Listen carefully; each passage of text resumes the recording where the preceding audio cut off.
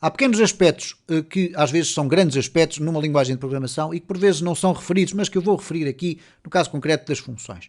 Uma função nunca, mas mesmo nunca pode ser chamada sem que os valores obrigatórios sejam fornecidos. Qual é o exemplo que eu aqui tenho? Reparem.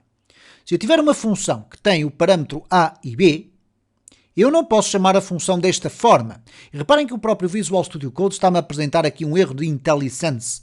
Ele diz-me o seguinte: você escreveu aqui uma chamada à função, mas passou apenas um argumento. E reparem o que é que ele me diz aqui no erro.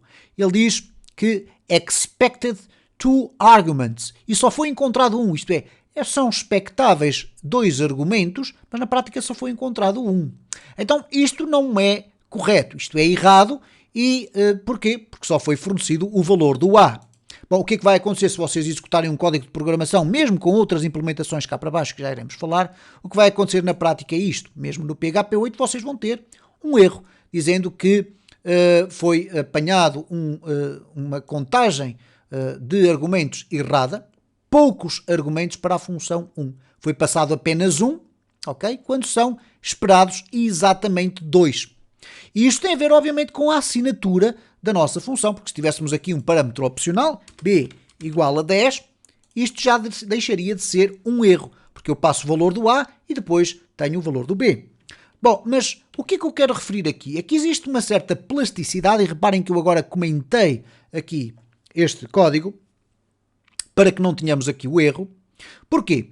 Nós podemos, embora seja muito pouco frequente ver-se isso, passar mais argumentos do que o solicitado.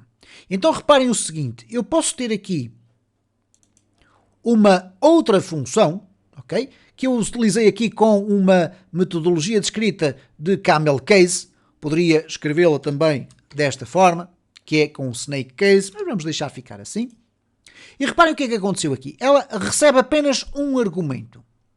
Poderia até nem receber nenhum, mas no entanto eu posso chamar esta função desta forma. E reparem na aparente inconsistência que aqui está. Como é que eu posso ter apenas um parâmetro e passo-lhe 3 argumentos? Bom, de facto não é muito frequente ver-se isto, porque torna a leitura do código muito mais complexa, mas é possível funcionalmente fazer isto. Reparem que eu passo o 10, o 20 e o 30, e apesar de não existir esta assinatura ali, o PHP consegue ir buscar estas variáveis x, y e z utilizando esta função nativa do PHP, que é o function getArguments.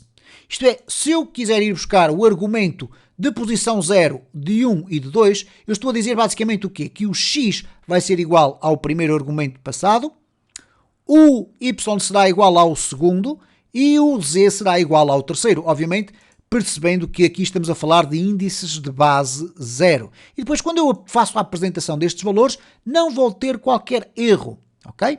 Da mesma forma que eu tenho aqui ainda uma outra função, function número de argumentos, ok? Função número de argumentos, que me vai simplesmente dizer quantos argumentos foram passados para a função, porque eu posso colocar aqui uma coleção enorme de valores e a função, apesar de ter uma assinatura que não seria aparentemente compatível com esta chamada, ela vai conseguir receber aqueles valores.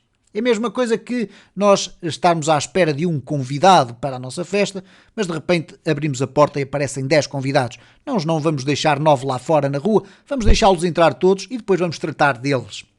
Então é isto que funciona aqui. Reparem, eu vou agora refrescar. Nós temos aqui o 10, o 20 e o 30, que resulta da chamada, ou melhor, da execução deste bloco que aqui está. Depois temos um break e temos aqui este echo function num_args, que é o valor 3 que aparece aqui. Ele é o resultado da execução desta função, que vai determinar que para o interior desta função foram passados 3 argumentos. E reparem que eu posso simplesmente remover daqui tudo isto e nós vamos continuar a ter o mesmo tipo de comportamento, ok? Aqui, se eu colocar o A, o que vai acontecer é que eu posso utilizar aqui também o A desta forma. Vamos aqui colocar, por exemplo, o A e depois um BR para quebra de linha. E, portanto, eu vou ter a apresentação do A, mas o A vai ter o mesmo valor do B. Ou melhor, do X, perdão. Então, reparem, eu vou aqui refrescar e cá está o A e depois o X, o Y e o Z. Bom, vamos aqui ver então um outro aspecto que é o seguinte. Também não é muito comum, mas é possível, nós podemos usar um argumento especial designado por variadic parameter, ou parâmetro variadic.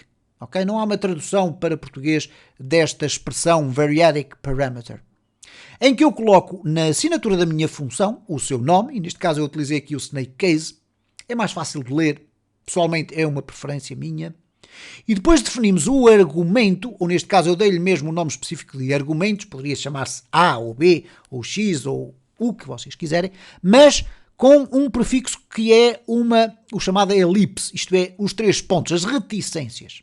Se vocês colocarem 3 pontos e depois argumentos, o que acontece é o seguinte: nós podemos percorrer os argumentos, como eu tenho aqui um for each, e ir apresentando por cada volta do for each cada um dos valores dos argumentos, ok?